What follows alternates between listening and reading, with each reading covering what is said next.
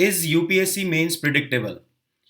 तो देखिए अभी मेंस 2020 एग्ज़ाम ओवर हुआ है एंड उसके बहुत सारे डिटेल एनालिसिस आप देखेंगे, लेकिन मैं एक इम्पॉर्टेंट चीज़ की तरफ पॉइंट आउट करना चाहूँगा कि जो इस बार का मेंस का पेपर आया है that was very much predictable. देखिए many test series many coaching will claim कि हमारे यहाँ से इतने क्वेश्चन आए। इस बार कोई नई बात नहीं है, हमारे यहाँ से भी बहुत क्वेश्चन आए हैं, किसी ने कुछ अलग नहीं किया है, but it was very much predictable. अब वॉट प्रिडिक्टेबल मीन्स और उसके हिसाब से आपको क्या आगे स्ट्रैटेजी अपनानी चाहिए, इस एक शॉर्ट वीडियो में हम उस बारे में बात करेंगे। तो देखिए प्रिडिक्टेबल का मेरा मीनिंग है, जिन लोगों ने पेपर ना देखा वो पेपर एक बार देख सकते हैं। तीन चीजें हैं प्रिडिक्टेबल के मीनिंग से।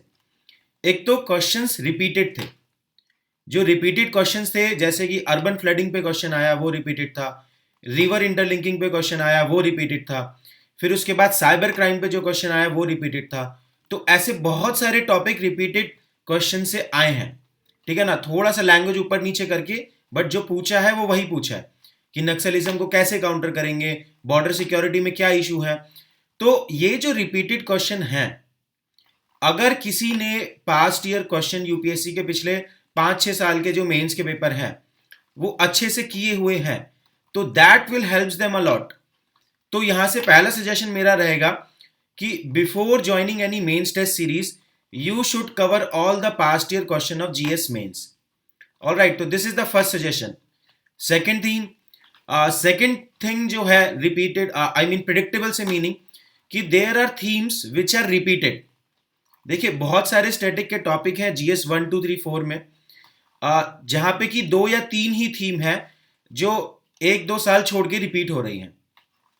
जैसे कि पेपर 2 में अगर आप सेल्फ हेल्प ग्रुप का क्वेश्चन देखेंगे तो 2 ही चीजें हैं वहां से कि सेल्फ हेल्प ग्रुप को लिंक करते हैं वुमेन एम्पावरमेंट से, सेल्फ हेल्प ग्रुप को लिंक करते हैं रूरल डेवलपमेंट से, उसी से क्वेश्चन आता है। फिर ग्लोबलाइजेशन को पिक कीजिए आप जीएस 1 में, ग्लोबलाइजेशन में या तो लिंक करेंगे इंक्लूसिव ग्रोथ से, या लिंक करेंगे वो कि किसी डाइवर्सिटी से, कि इस diversity is hampered because of the globalization, ये क्वेश्चन इस बार आ गया। या फिर ग्लोबलाइजेशन का किसी एक पर्टिकुलर सेक्शन ऑफ पॉपुलेशन पे इम्पैक्ट पूछ लेंगे, चाइल्ड पे, वुमेन पे, ओल्ड एज पे। बस यही 3 तरीके के थीम है ग्लोबलाइजेशन पे। जैसे कास्ट का एग्जांपल मैं देता हूँ, कास्ट का जो क्वेश्चन आया, फिर कास्ट के क्वेश्चन में एक ही इंडिया में थीम चल रही है कि caste as an ideology has withered away but caste as an identity is still prevalent in India. तो अभी जो इंडिया है उसमें कास्ट एज एन आइडियोलॉजी इतनी स्ट्रांग नहीं है, we are at least withered away है कि प्योरिटी एंड पोल्यूशन के concept, intercaste marriage, intercaste dining, ये सब डाइल्यूट हो रहा है। लेकिन caste identity because of the caste based politics, because of the caste based policies like reservation, इसकी वजह से कास्ट आइडेंटिटी वेल प्रिजर्व्ड है। इसी पे वो क्वेश्चन पूछे जा रहे हैं बार बार से।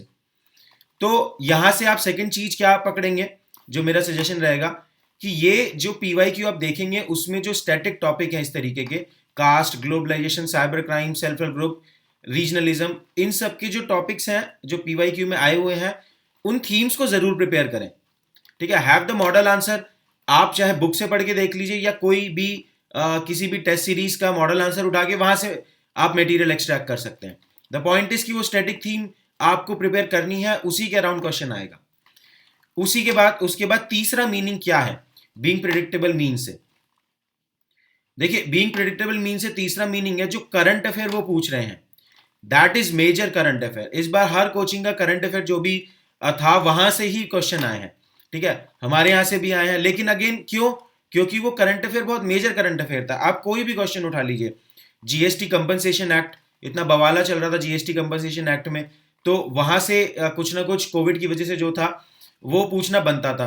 आप आईआर देख लीजिए, डब्ल्यूएचओ से पूछना था वो उन्होंने पूछ लिया। उसके बाद क्वाड से कुछ पूछना था, आना बनता था, क्वाड के बारे में बहुत सारे आर्टिकल आए हैं, वहां से आया। एग्रीकल्चर में उठाइए, ट्रांसपोर्ट से, मार्केटिंग से, एमएसपी से, ठीक है, एपिडेमिक डिसीज एक्ट अगर आप देखेंगे ये सब न्यूज में थे और ये मेजर करंट अफेयर थे।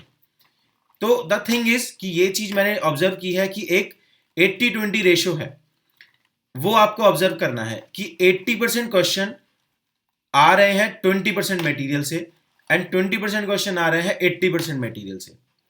कि जो 80% मेजर करंट अफेयर है ना, जहां से क्वेश्चन आ रहे हैं, उसमें खाली आप 20% टाइम देते हैं और जहां से 20% क्वेश्चन आ रहे हैं, एक दो छोटा मोटा इधर उधर क्वेश्चन, वहां पे 80% टाइम जा रहा है। तो इस डिस्टॉर्शन को आपको बैलेंस करना है। मैं ये नहीं कह रहा कि बाकी 80% बिल्कुल छोड़ दीजिए, बट वहां कम टाइम दीजिए।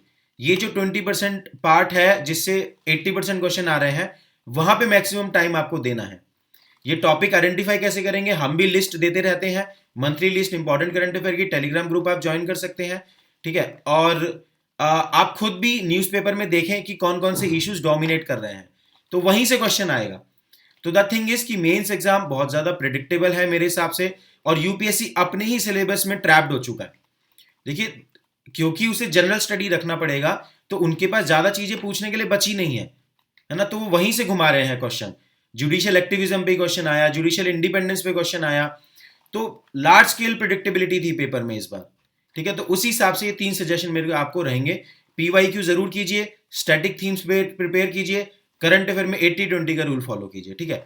तो this is a suggestion from my side for mains 2020 के बेसिस पे कि आगे आपको मेंस के लिए कैसे प्रिपेयर करना है।